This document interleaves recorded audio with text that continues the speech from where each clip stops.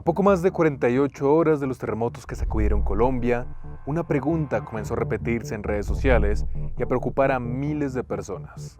Ahora, ¿cuál país sigue? El mapa parece inquietante. Primero Venezuela, después Colombia. En un análisis más que superficial y siguiendo la línea, se han popularizado varias teorías conspirativas en redes sociales y todo apunta a un país para ser el próximo afectado: Ecuador. Hoy en Mundo al Día vamos a analizar qué es cierto y qué no en todo esto.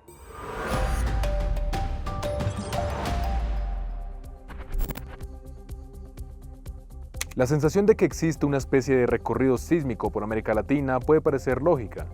Venezuela sufrió terremotos de gran magnitud y poco más de un mes después, Colombia fue golpeada por un poderoso sismo de 7,4. Dos países colindantes. ¿Y qué nos dice que el siguiente país no sería precisamente el próximo en el mapa? Pero los terremotos no funcionan como una fila de dominós, ni siquiera como una reacción en cadena. Para hablar del funcionamiento de los movimientos sísmicos está con nosotros Ricardo Tobón de la Universidad del Bosque.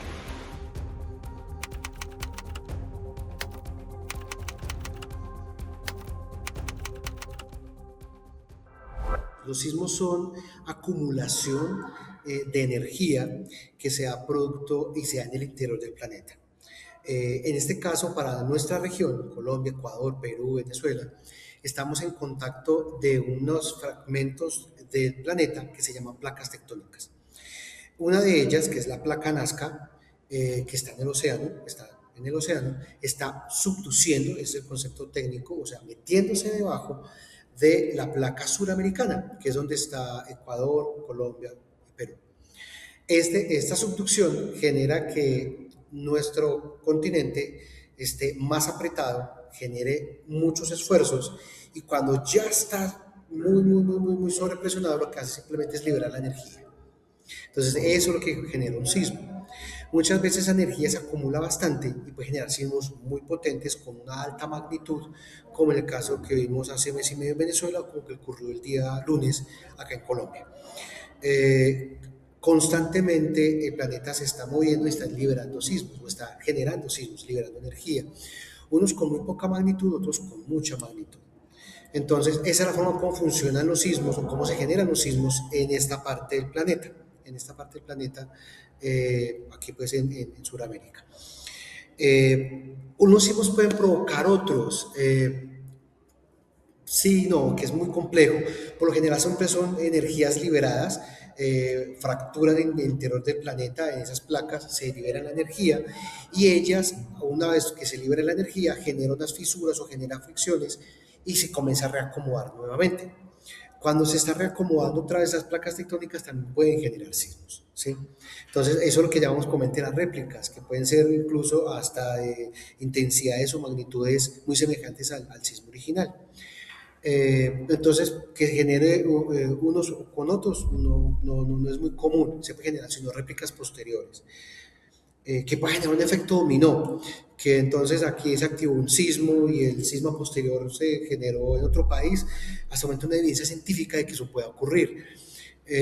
A veces asociamos por fechas, por tiempos o por intensidades los sismos, y generamos un poco de pánico por redes o por medios, diciendo que próximamente va a haber un sismo en Ecuador y que después en Perú y pues de las mismas magnitudes o intensidades. No hay evidencia científica para eso. Entonces, no podemos denotar precisamente que pueda ocurrir un sismo en Ecuador con esas magnitudes. Vuelvo y reitero, estamos en una zona muy activa sísmicamente hablando, ¿sí? Entonces pueden ocurrir sismos en cualquier momento y en cualquier parte de esta zona de Sudamérica, con las mismas intensidades o incluso mayores, con las mismas magnitudes o incluso mayores. Venezuela no pasó el terremoto a Colombia y Colombia tampoco le está pasando un terremoto a Ecuador.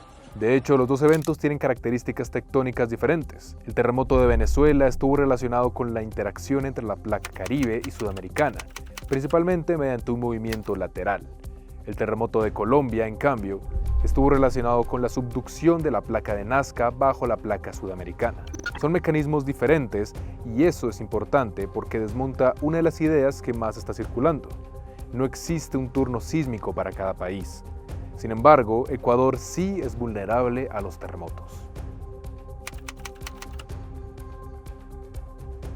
Como estamos en una zona de alta actividad sísmica por el proceso de subducción, Ecuador, así como Colombia, como Perú, es una zona donde puede ser vulnerable a sismos, muy vulnerable a sismos, ¿sí? Al igual que la actividad volcánica, pero esos son fenómenos aparte. Con respecto a los sismos, sí, directamente sí es muy vulnerable a un terremoto, a un sismo fuerte, a un sismo que se pueda generar. Entonces, con ese orden de ideas, tenemos que estar muy preparados para eventualmente un sismo, ¿sí? Y creo que ahí es donde comenzamos a fallar un poco como comunidad y como nación y como humanidad. Sabemos que estamos en una zona activa, sabemos que estamos en una zona que se producen sismos muy intensos, bastante magnitud, y no tomamos las medidas correctivas. Entonces creo que sí es vulnerable un sismo. Toda vez también que hay que mirar que se hace vulnerable la comunidad o se hace vulnerable las ciudades o los departamentos cuando no tenemos un buen sistema de construcción, por ejemplo, o nuestros sistemas constructivos son muy antiguos, ¿sí? O no somos rígidos en cumplir la ley y las normas constructivas, por ejemplo. Entonces, para minimizar mejor los impactos de un fenómeno que no se puede controlar como un sismo, es entonces tener nuestras restricciones, mejor dicho, ser más estrictos con nuestras construcciones, con nuestras edificaciones en sistema constructivo. Ahí podemos minimizar la vulnerabilidad ante un sismo. Sí podría ocurrir un terremoto en Ecuador, pero nadie puede decir cuándo. Actualmente no existe una herramienta científica capaz de predecir con precisión el día, la hora, el lugar y la magnitud de un terremoto. Por eso, cualquier mensaje en redes sociales que diga que el terremoto será mañana o que las placas se están alineando debe generar desconfianza. De hecho, este mismo martes 11 de agosto, la Secretaría Nacional de Gestión de Riesgo de Ecuador tuvo que desmentir un falso comunicado que hablaba de una supuesta actividad sísmica inusual y hasta señalaba horas y provincias en las que supuestamente ocurriría todo. Ahora, mucho se ha hablado del Anillo de Fuego del Pacífico o Cinturón de Fuego del Pacífico. Se dice que podría destruir el mundo, que lo que está pasando en América Latina es su culpa y que por eso se puede saber cuál es el siguiente país. ¿Qué hay de cierto en todo esto? El Anillo de Fuego del Pacífico es una cadena de subducción, precisamente, que va desde Sudamérica, va hasta Norteamérica y es parte de Asia. Precisamente es una región donde placas tectónicas ingresan por debajo de otra placa tectónica y eso va generando una acumulación de energía. Entonces es una zona donde hay alta actividad sísmica, alta actividad volcánica. Por eso es que en nuestra región de Sudamérica nuestros países son muy volcánicos, ¿sí? Ecuador es un país volcánico, producto de esa subducción. Y desde el punto de vista de formación, esa región también genera una alta actividad sísmica. La gran mayoría de los sismos en el planeta se dan en ese cinturón, en ese anillo de fuego, como lo denominamos, que es del Pacífico. ¿Por qué? Porque está rodeando todo el Océano Pacífico. Hay que aclarar también de que esta parte es una región de alta sismicidad y puede generar bastantes sismos constantemente.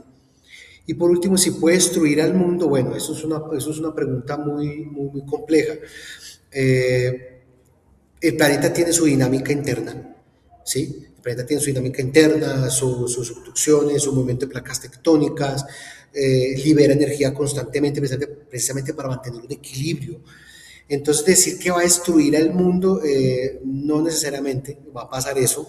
Entonces tenemos que tener un parte de tranquilidad de que el planeta no se va a destruir producto del anillo de fuego, que es una región que es muy activa y tenemos que aprender a conocerla, tenemos que generar más información, más pedagogía a las comunidades, a los colegios, para que podamos comprender un poco dónde vivimos y en qué contexto estamos. Y eso es otra cosa que también debemos de fortalecer, la educación preventiva y la educación en gestión del riesgo.